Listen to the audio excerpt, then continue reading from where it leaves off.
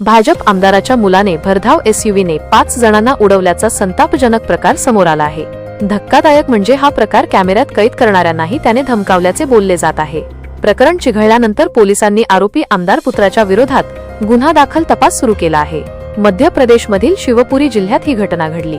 प्रीतम सिंह लोधी हे पिछोरे विधानसभा मतदारसंघाचे भाजपचे आमदार आहेत। त्यांचा मुलगा दिनेश लोधी याच्यावर या अपघाताप्रकरणी मध्य प्रदेश पोलिसांनी गुन्हा दाखल केला आहे। प्रत्यक्षदर्शींच्या म्हणण्यानुसार भरधाव वेगाने येणाऱ्या वाहनाने दुचाकीवरून जाणाऱ्या 3 मजुरांना आणि रस्त्यावरून चालणाऱ्या 2 महिलांना धडक दिली। दिनेश लोधी याच्या आलिशान गाडीने 5 दुचाकीला आणि रस्त्याने चालणाऱ्यांना जोरात धडक दिली। दिनेश लोधी याच्या गाडीच्या धडकेत 5 जण जखमी झाले आहेत। त्यांच्यावर खासगी रुग्णालयात उपचार सुरू असून त्यांची प्रकृती आता स्थिर असल्याचे सांगितले जात आहे।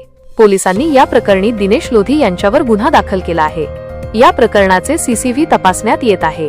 दिनेश लोधी याच्या गाडीच्या धडकेत संजय परिहार, आशिष परिहार, अंशुल परिहार, सीता वर्मा आणि पूजा सोनी हे 5 जण जखमी झाले आहेत। लोधी यांच्या विरोधात संजय परिहार यांनी पोलिसांत तक्रार दिली।